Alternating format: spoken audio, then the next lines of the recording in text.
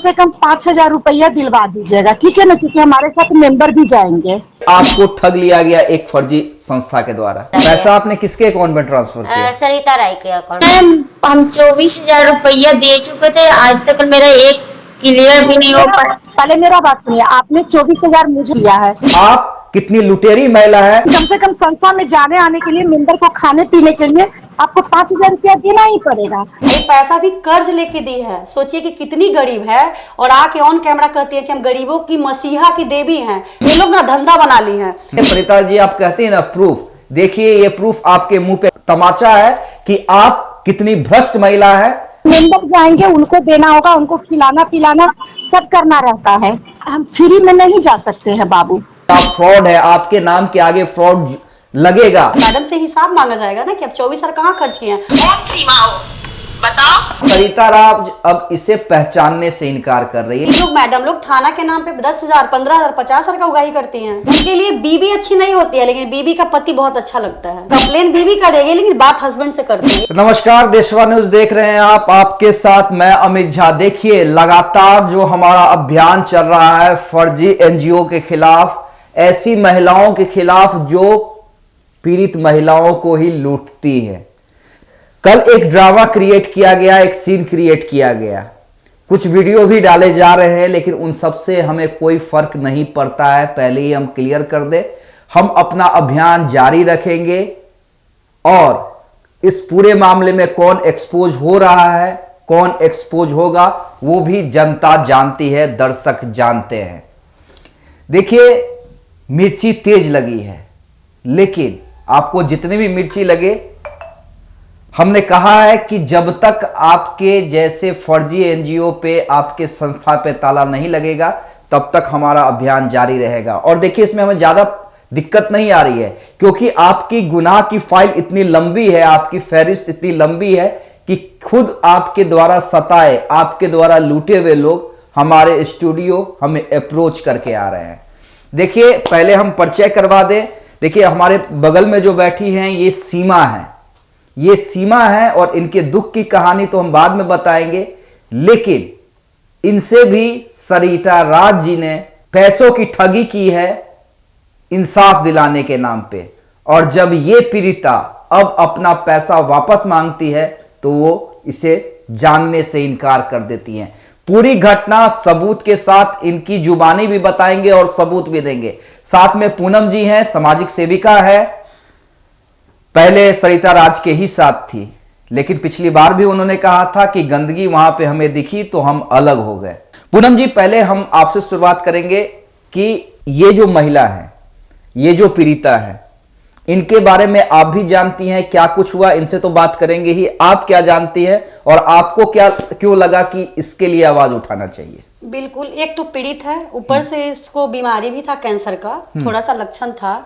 तो उनको तो सरिता राज को मैं कहूंगी कि जब आपको पता था जो पीड़ित ऑलरेडी पीड़ित तो है ही, ऊपर से बीमार भी है, तो क्या उससे 24,000 या 30,000 डिमांड करना सही है? कहाँ के लिए, कहाँ जाना था इनके? जहानाबाद। अब मैं बताती हूँ, जहानाबाद जाने के लिए अगर मैं भाड़े की गाड़ी से जाऊंगी तो 2400 रुपया, ठीक है। मान लीजिए खाना पीना मान लेते 2,000 मेंबर को देंगे, 60,000 बहुत है अप डाउन के लिए। वो 24,000 कहाँ खर्च होता है? मैडम से हिसाब मांगा जाएगा ना कि अब 24,000 कहाँ खर्च किए हैं। और यहाँ तक कि एनजीओ लोग थाने के नाम पे भी उगाही किया जाता है। मैं मानती हूँ कि कुछ थाने पैसा लेती है, नो डाउट, बट सारे थाने पैसा नहीं लेते, वो ऐसे ही सपोर्ट करती है। लेकिन ये लोग मैडम लोग थाना के नाम पे 10,000, 15,000, 50,000 का उगाही करती हैं। ऐसा होता है क्या? किसी एनजीओ को ऐसा करना चाहिए? थाने को भी बदनाम कर रही हैं। एक तरफ वो कहती हैं कि हम बेसहारा को सहारा देते हैं। ये लड़की आपको कहाँ से दिख रही है? संपूर्ण कहीं से दिख रही है? एक तो पीड़ित, बीमार और बेसहारा, ये पैसा भी कर्ज लेके दी है। सोचिए कि कितनी गरीब है और आके ऑन कैमरा कहती है कि हम गरीबों की मसीहा की देवी हैं। तुम देवी से पूछिए कि इसके टाइम कहाँ उनका मसीहा गया था। इसको इस तरह से लूटी है कि देख लीजिए कि आपके स्टूडियो में आके बैठी हुई है कि कितनी पीड़ित है। देखिए हम इनकी ही जुबानी सुनेंगे। देखिए पूनम जी ने थोड़ा बताया, लेकिन दर्शकों को हम पहले पूरा विस्तार से बताते हैं और इनकी ही जुबानी सुनेंगे। देखिए सबसे पहले हम मामला बता दें कि सीमा की शादी हुई थी, कुछ महीने के बाद पता चला कि इन्हें कैंसर है। उसके बाद पति ने इन्हें छोड़ दिया, डाइवोर्स फाइल किया। ये अपना इलाज करवा रही थी, खुद परेशान थी और मामला कोर्ट में था। सबसे इंपॉर्टेंट है कि मामला कोर्ट में था, और जब मामला कोर्ट में होता है तो कोई भी प्राइवेट संस्था, एनजीओ उस मामले को टेक ओवर नहीं कर सकता है। झांसा दिया गया कि मैं तुम्हें इंसाफ दिलाऊंगी सरिता राज के द्वारा, और उसके बाद पैसों की ठगी की गई। सीमा जी, क्या कुछ हुआ था, थोड़ा विस्तार से बताइए, और बिना डरे हुए बताइए। कोई कुछ नहीं करने जा रहा है, किसी से डरने की कोई जरूरत नहीं है। मेरे से यही बोला गया, एक हम सारा से बता चुके थे कि मेरा कोर्ट में मामला चल रहा है। किससे बात हुई थी आपकी? निहारिका जी से। निहारिका? हाँ, निहारिका जी उनके रानी शक्ति का अति था, उनसे बात हुई। वो सरिता राय से बात, सारा मैटर बताया गया था कि ऐसा ऐसा मेरा मैटर चल रहा है, कोर्ट में भी चल रहा है, दोनों तरफ से केस हो चुका है। ठीक है। फिर भी वो बोले कि कोई बात नहीं, कोर्ट में क्या, कोर्ट तुरंत जज ने इंसाफ करवा देता है क्या? तो बोले कि ठीक है, हम तुम्हारा घर बसा देंगे। मेरे से पैसा ली, आज तक कुछ भी नहीं कि मेरा घर भी नहीं बसा, पैसा भी चला गया। पैसा आपने किसके अकाउंट में ट्रांसफर किया? सरिता राय के अकाउंट। सरिता राज के अकाउंट में आपने पैसा ट्रांसफर किया? यस, मेरे पास प्रूफ भी है। आपके द्वारा ट्रांसफर किया गया या आपके किसी फैमिली के द्वारा ट्रांसफर? मेरे फैमिली के द्वारा। किस फैमिली में, कौन सा? मेरे भैया के द्वारा। आपके बड़े भैया के द्वारा सरिता राज के अकाउंट में पैसा ट्रांसफर किया गया। स्क्रीन पे वो चला दीजिएगा। देखिए, हम बिना प्रूफ के बात नहीं करते। वो भी हम कर्जा लेकर, हम अपने मामा से कर्जा लिए थे, उसके बाद दिए थे। देखिए, मामला कोर्ट में, खुद पीड़िता खुद पति से लड़ाई लड़ रही है, बीमारी से जूझ रही है, फिर भी हिम्मत नहीं हार के पढ़ाई कर रही है। देखिए, इनके हिम्मत की दाद देनी होगी। इतना करने के बाद अपने पैरों पे खड़े होने की कोशिश कर रही है, कर्ज लेकर इंसाफ की गुहार लगा रही है, और मामा से कर्ज लेकर सरिता राज जी को पैसे ट्रांसफर कर रही है। प्रूफ दिखलाइए सरिता जी, आप कहते हैं ना प्रूफ। देखिए, ये प्रूफ आपके मुंह पे तमाचा है कि आप कितनी भ्रष्ट महिला है, आप कितनी लुटेरी महिला है, और इसलिए हम ये चलाना नहीं छोड़ेंगे कि आप फ्रॉड है। आपके नाम के आगे फ्रॉड लगेगा। आपको जहां जो करना है करते रहिए। ये स्क्रीनशॉट और चलाइएगा।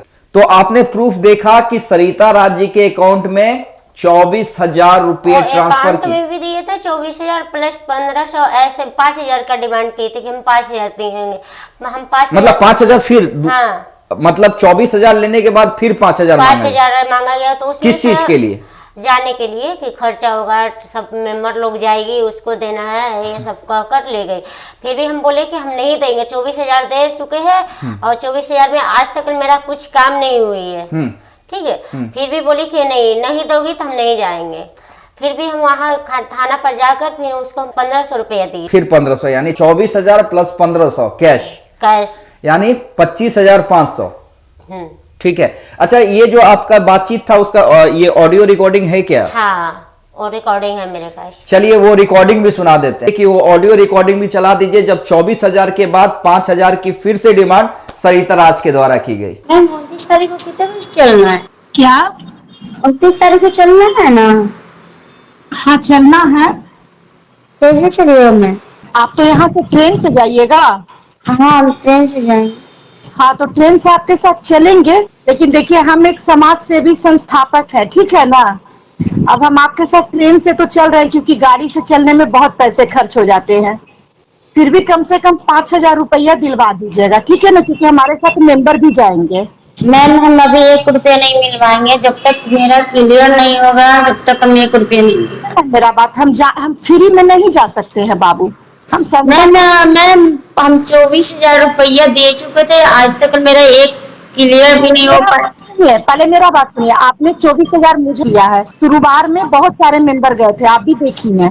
तो सभी लोग यहाँ जाते हैं तो खाते हैं, जाते हैं, गाड़ी वाला लेता है, ड्राइवर लेता है, तो सारे चीज में पैसा खर्च होते हैं, मेंबर लोग लेते हैं। और हम आपका जितना आप दिए थे हम काम किए। अब आपका पैसा कम लगे, आपका भी परेशानी है, लेकिन कम से कम संस्था में जाने आने के लिए, मेंबर को खाने पीने के लिए आपको 5,000 रुपया देना ही पड़ेगा। नहीं दीजिएगा तो कैसे कोई जाएगा? नहीं जा पाएगा। ठीक है, देखेंगे, उसके बाद कुछ जाएंगे, मेंबर जाएंगे, उनको देना होगा, उनको खिलाना पिलाना सब करना रहता है। ठीक है। फिर क्या हुआ जब आप लोग जहानाबाद गई, तब क्या हुआ? जहानाबाद जाने के बाद वो गेट नहीं खोल रहा था, कैसे कैसे मामला करके फिर भी हम अपना घर में घुसे। फिर भी रात भर रोकने का कोशिश किए, वो नहीं रुक रही थी। फिर भी हम रोक रोके तो फिर मेरे पति और हस्बैंड जी जाकर कोर्ट थाना को लेकर पूरा प्रशासन को लेकर आया। फिर रात में हम लोग को ले गया थाना, फिर सुबह हुआ तब छोड़ा हम लोग को। यानी आपका कहना है कि सरिता राज के झांसे में आप आई, आपके पैसे भी खर्च हुए और चूंकि मामला कोर्ट में है, यही लोगों को हम समझाने की कोशिश कर रहे हैं कि अगर मामला कोर्ट में है तो कोई संस्था उस मैटर में हस्तक्षेप नहीं कर सकती है। पति जिसके द्वारा ये सताई गई है, चूंकि वो कानून जानता होगा, उसने कंप्लेन किया और सरिता राज को तो थाने में रात बितानी ही पड़ी हवालात में, साथ में इस पीड़िता को भी।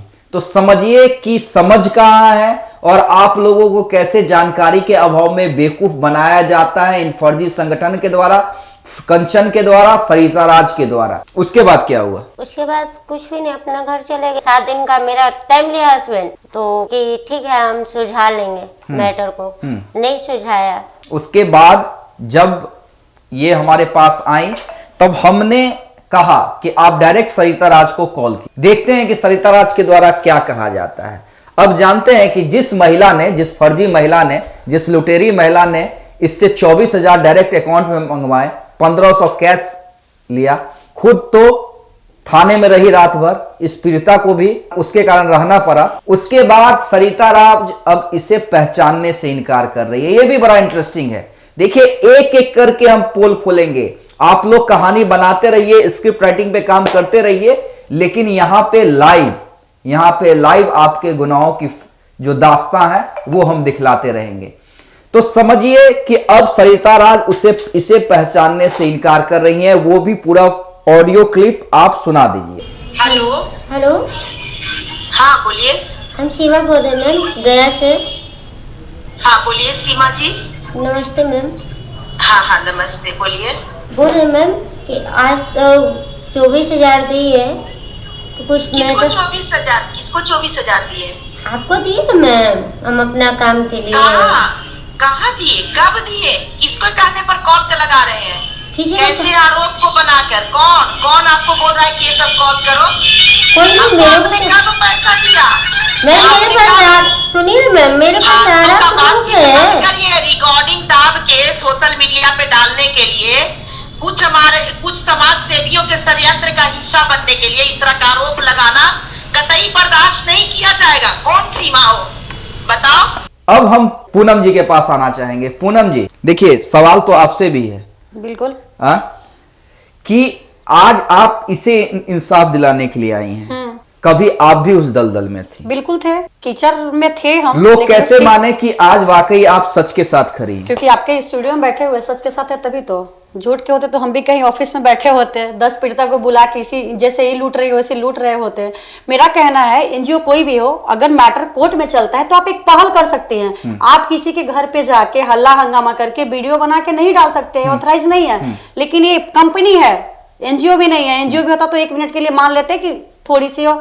ये प्राइवेट कंपनी है, ये प्राइवेट कंपनी खोल रखी है। और कंपनी को कौन दिया हक कि आप किसी पीड़िता के घर जाइए? इसका मैटर कोर्ट में चल रहा था। जो मैटर कोर्ट में चल रहा होता है, हम एक पहल कर सकते हैं, एक काउंसलिंग कर सकते हैं, समझा सकते हैं कि बाबू इसको बंद, वो भी जब दोनों पक्ष तैयार हो, दोनों पक्ष तैयार हो, शांति से सेकंड पक्ष से बात करेंगे कॉल करके, भाई तुम्हारी बीबी का कंप्लेन आया है, क्या तुम बैठ के शांति से बात करना चाहते हो? अगर वो एग्री होगा तो हम जबरदस्ती उसके घर नहीं जा सकते, कैमरा नहीं कर सकते। ये लोग ना धंधा बना ली है, उसी से ना केस आता है। और क्या चाहिए? हम लोग भी केस देखते हैं, कितना वीडियो देखते चलता है, एक भी नहीं चलता है। बंद कमरे में उसका सोल्यूशन निकालते हैं। तो सरिता राज आज से नहीं, 4 साल पहले भी ऐसा ही करती थी, अभी भी वही कर रही है। अब तो अपना खुद का कंपनी ही बना ली। और वो बिलबिलाहट भी जो अपने चैनल्स पे, वो 2 सहयोगी चैनल्स पे जिन्हें पत्रकारिता का पौ भी नहीं पता है, वो लोग जिन्हें एफआईआर को क्या बोल रहे हैं, तो खैर ठीक है, वो करते रहे और हम वो वीडियो देख के मजा ले रहे हैं। और जब कानूनी प्रक्रिया होगी तब समझ में आएगा कि कौन सही है और कौन गलत है। तो खैर वो तमाम चीजें और पर्सनल में हम नहीं जाना चाहते हैं। लेकिन सीमा जी, कितना दुख हुआ जब एक तो आप खुद सताई हुई हैं परिवार के द्वारा, अपने पति के द्वारा, और फिर आपको ठग लिया गया एक फर्जी संस्था के द्वारा। संस्था नहीं सर, कंपनी बोली। वही कंपनी। संस्था जो मेरा वो बोली सरिता कि तुम्हारा घर बसा दे, तो मेरा घर बसा दे, क्यों नहीं बसा रही बसा नहीं रही है। अभी कॉल की तो पहचानने से इनकार कर दी। कौन सीमा जी? से इनकार कर रही है, तो ये फर्जी है ना। कौन सीमा हो बताओ। मेरे पहचानने से, मेरा ही खुद पैसा मेरे को वीडियो बना के से अति फेसबुक पर डाली, यूट्यूब पर डाली, सारा चीज डाली। क्या आप अब लिखित शिकायत दर्ज करेंगी? क्योंकि आपसे ठगी हुई है, आपको इंसाफ दिलाने के नाम पे आपको हैरास किया गया है। क्या आप इसका कंप्लेन करेंगी? यस, क्यों नहीं करेंगे। एक गरीब परिवार से ब्लेम करते हैं ना। मेरे पापा 1 रुपया कैसे करके जुटाते हैं हम जानते हैं ना। आज तक बढ़ाने के लिए भी मेरा माँ बाप आगे किया है। 1 रुपया के लिए हम लोग तरस जाते हैं कभी कभी। तो कहाँ से 25,000 रुपये दिए, कहाँ से दिए? किसी से कर्जा लेकर दिए थे। सुनिए, एक तरफ कहती हैं कि हम समाज सेवा करते हैं और गरीबों की मसीहा है, उस गरीब में से एक गरीब ये भी है, इसकी मसीहा क्यों नहीं बनी सरिता जी? उनके लिए बीवी अच्छी नहीं होती है, लेकिन बीवी का पति बहुत अच्छा लगता है। सबके हस्बैंड को ही कॉल करती हैं, कंप्लेन बीवी करेगी लेकिन बात हस्बैंड से करते हैं, ये भी गलत है उनका। देखिए, सीमा के आंखों में आंसू हैं और समझ सकते हैं आप। मैं बार बार कह रहा हूं कि खुद एक बीमारी से जूझ रही हैं, पति ने छोड़ दिया है, डाइवोर्स फाइल कर दिया है, इनके तरफ से भी मामला कोर्ट में है। गरीब परिवार से आती हैं, खुद पढ़ाई भी कर रही हैं ताकि अपने पैरों पर खड़े हो सके, उसमें भी खर्च है। उसके बाद एक फर्जी महिला आती है, कहती है हम तुम्हें इंसाफ दिलाएंगे। 25,500 की ठगी ऑलरेडी कर चुकी होती है और जब पैसा वापस मांगा जाता है तो पहचानने से इनकार कर देती है। तो आप समझिए कि ऐसे लोगों का क्या होना चाहिए। क्या समाज में ऐसे लोगों की कोई जगह है? क्या चिल्लाने भर से आप सही हो जाएंगी? मैं बार बार कहता हूं कि देखिए, दूसरों के सामने आप अपने आप को तर्क के आधार पर सही प्रूफ कर सकते हैं थोड़े समय के लिए, ज्यादा समय के लिए वो भी नहीं। लेकिन जब आप आईना में अपना शकल देखते हैं तो ऐसे लोगों के लिए तो मैं यही कहना चाहूंगा कि चुल्लू भर पानी है, आगे आप समझ सकते हैं। क्योंकि आप अपने से नजर कैसे मिलाते हैं, आप लोगों को नींद कैसे आ जाती है, ये शर्म की बात है। कि देखिए, बिजनेस हर कोई करता है और बिजनेस करना राइट होता है, लेकिन बिजनेस करने के लिए किसी को लूटा नहीं जाता है, किसी गरीब को लूटा नहीं जाता है। कमाने के और भी तरीके, सही ढंग से कमाइए, किसी को कोई आपत्ति नहीं होगी। आप 1000 क्यों, लाख, करोड़, अरबपति बन जाइए, किसी को कोई दिक्कत नहीं होगी। लेकिन इस जैसी पीड़ित महिला, गरीब बच्ची के साथ को अगर आप लूटेंगी तो सिर्फ आह लगेगा। और वो आह किस तरह लोगों को बर्बाद करता है, ये हमने पहले भी देखा है और आगे भी देखेंगे। फिलहाल इस खबर में इतना ही। मैं ज़्यादा बात नहीं करूंगा क्योंकि देखिए, इनकी आंखों में आंसू है, खुद पीड़िता हैं और ज़्यादा मैं नहीं चाहता कि फिर ये उस जोन में जाए जिस जोन से ये निकलना चाह रही हैं। बहुत बहुत धन्यवाद। लेकिन ऐसी ही खबर, ऐसी ही मुहिम हमारी लगातार जारी रहेगी। बहुत बहुत धन्यवाद।